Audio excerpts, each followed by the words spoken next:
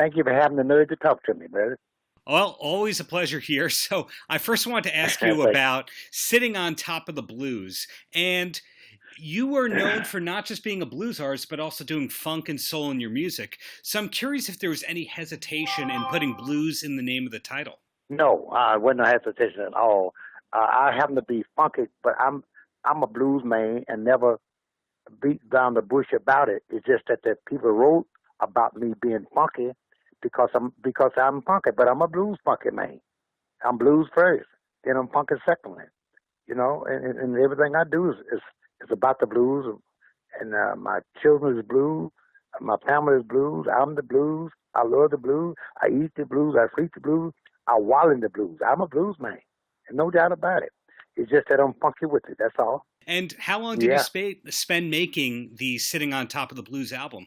And it wasn't that long. But really, I've been working on this kind of thing for many, many years. It's just that it's sitting on top of blues. It's not just. I'm not just talking about the blues itself. I'm talking about I'm on top of the game by being in the business as long as I have, doing what I've been doing as long as I've been doing it. Now I think I know a little about what I'm doing, so I'm on top of the game. I'm on top of the blues. The blues is considered something less than something else as far as music concerned. What people think about you, especially what they think about people who do the blues. The people think they kind of out of it, don't know anything. They uh, dumb and don't think and can't think and don't want anything out of life. But that's not true. Blues men want the same thing everybody else wants. And which song from the album did you record first, or at least write first? Ah, probably slow motion. I didn't put it first on the CD, but it one of the first songs come to my mind when I said slow motion. When talking about a ballad kind of thing, like the Barry White kind of a sound. Because at my age and time, you don't do things as fast that we did it in 1955. Because some of the things I don't do as fast because I can't do it as fast. But nevertheless, I learned to slow things down to a pace where people can understand where I'm coming from. But I use this slow motion kind of like why you let's make love in slow motion so it can last for a long time. But the whole thing about it is just that I want to be soulful, but yet I want it to be some kind of ballad. And that's one of the first things I think about, having a ballad. Because I can always come up with the funky things on the CD. And are you going to be playing a lot of songs from the new album on your upcoming tour? Oh, yeah, I'm going to be doing at least 4 or 5 or so. I'll be doing whatever the people get into. And then if they into everything on the CD, I'm going to be doing everything on the CD. But, you kind of lean with what radio kind of grasp to and what people kind of grab to. If they seem to like uh, certain songs in the CD, I kind of lean to doing them more because of what people seem to grab to.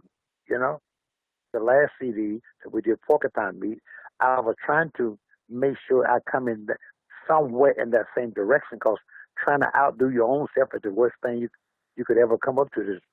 The hardest thing you could ever try to do. To beat yourself out when you come up to a Grammy. It's hard to beat a Grammy out, man. When you bring a Grammy home, what can you do on the next record round? Bring another Grammy or get close to it.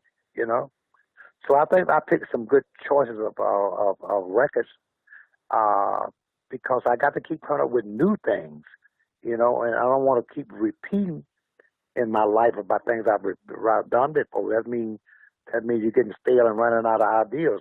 So I gotta, even if the idea is old, you got to come up with new approaches to them. Well, you made a very good point there about trying new things and doing new things. In the last decade or so, you have been doing a lot of new things, not just winning a Grammy per se, but being on late night television for the first time. And of course, you had songs in movies before, but, Chickenheads has been popping up in even more places as of late.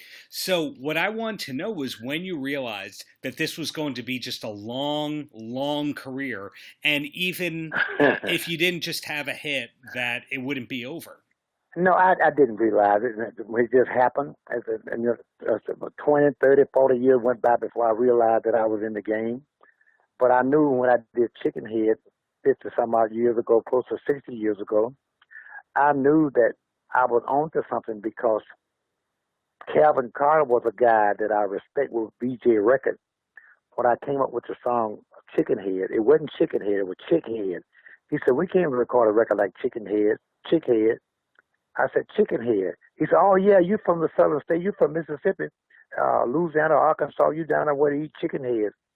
He said, but we got to have a B song, a B side, rather. So I had Chickenhead. I said, I got a B side. He said, what's the name of your B side? I said, Mary Jane. He said, oh, yeah, Bobby Rick, I had a girl that did me wrong. Her name was Mary Jane. And I wasn't talking about a girl at all. You know, it was almost like when I was talking about Chickenhead, I said, Daddy told me on his dying bed, give up your heart, but don't you lose your head. You came along, what did I do? I lost my heart and my head went too, which had nothing to do with a chicken. You know, I was, and I went over the head with the idea.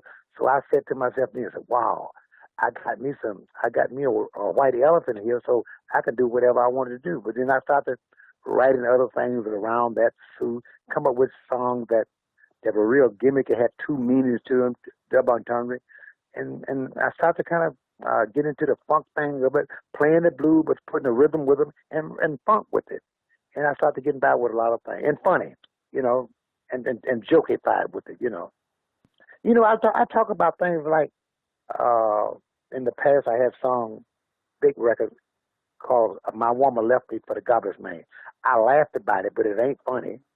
Out of all of men come in the world and leave with your woman, not the garbage man, But I laughed about it, but it do happen, I laughed about it. With this CD, brother, it was hard for me to make a musical selection for the kind of song I need to do behind the porcupine meat, too fat to eat and too lean to throw away, I think we come up with a good selection of song in the right direction, Right. And we already talked about the fact that you're going to be playing a lot of the songs on your upcoming tour, but you're still doing 200 shows a year, if I've done my research correctly. How is it that you're able to this? Need more, man. I need to eat. I need some money. The grandkids, the great grandchildren, and the kids need money, man. Well, you were doing it. I said it as a joke, but I'm blessed. I'm just blessed to be able to do it. That's all. But you were doing that before it became the norm that artists need to go on the road to make money, because it used to be you were touring to promote an album, and now you're making an album so you could go out on the road. And has it always been enjoyable to be on the road, or has it just always been, well, that's how I got to pay my bills? Well, it's a combination. That's how I got to pay my bill. Plus, I love what I'm doing. I love the road. I love the paying the bill. I love the back end of it. When now I'm making a little money, because at the beginning of my career I wasn't making any money. I just barely lived just enough to survive. Now we make a little more and survive, but I'm still loving it just as much as I did when I got into business. I remember someone, B.B. King, told me probably 50 years ago, so Bobby Ray, you're gonna be great and make a lot of money doing what you're doing. And I said to myself, you mean to me I can make money doing what I do free? Because it wasn't about the money. It was about the love of the music when I first started, Now I still love the music, but I do want to make a living at it now, So looking ahead, do you really look ahead at all? Do you take things one tour at a time, 1 week at a time? Or how far ahead do you look these days as somebody who has a 50-plus year career? Well, at one time I looked way in ahead. Now I look ahead, not too far ahead, because at my age and time, I got to do what I got to do, and I got to do it now. I think about doing all I can while I can, because that was a time, there's going to come a time I can't do, that I won't regret what I did not do. And so I'm doing everything I can. I'm throwing all my towels in. Now I'm putting everything I can together. I'm steady writing. The ideas steady coming to me, and all the time, every day. And man, as long as it come to me like that, I'm going to continue to write and do what I'm doing, and I'm a blues man. And in fact, the first cut on this CD, sitting on top of the blues, it says, hey, Bobby Rush. I'm a blues man. I sing the blues everywhere I go, and I want everybody to know, and I've been singing the blues for a long, long time, and the blues is the only thing on my mind. That's so true, because I remember when I was a teenager in church with my father, who was a pastor, a preacher. I was in the church, but I had blues on my mind then. It wasn't the choir singing in church that I wanted to do. I wanted to sing the blues even then. I know what I want to be at 7 years old.